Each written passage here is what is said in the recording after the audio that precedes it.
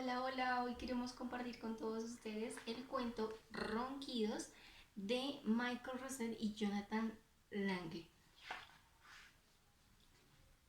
Todo estaba en silencio en la granja. Perro estaba dormido, gato estaba dormido, vaca estaba dormida, oveja estaba dormida, cerdita estaba dormida y todos los cerditos también. Todo estaba en silencio hasta que gato despertó, vaca despertó, oveja despertó, cerdita despertó y todos los cerditos también.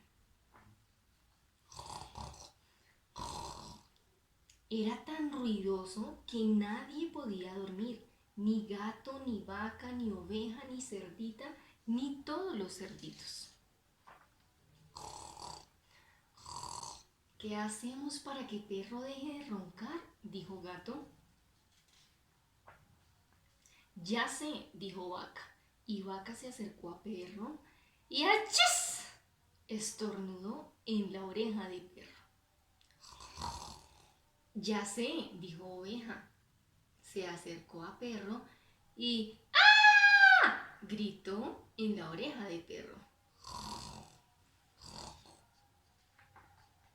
Ya sé, dijo cerdita y cerditos, y se acercaron a perro y gritaron en la oreja de perro todos.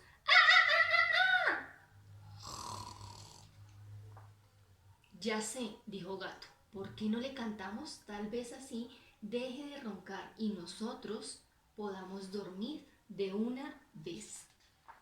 Entonces gato hizo miau, vaca hizo mmm, oveja hizo meh y cerdito hizo ay, y todos los cerditos hicieron ay, ay, ay, ay. Luego, al salir el sol, Gallo despertó y cantó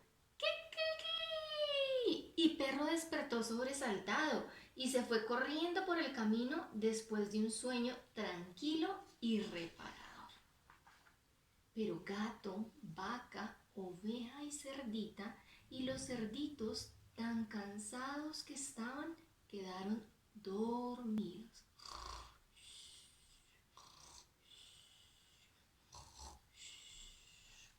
Mientras que Perro ladraba. ¡Uf! ¡Uf! ¡Uf! ¡Uf! ¡Uf! Y colorín colorado, este cuento se ha acabado. Bye bye.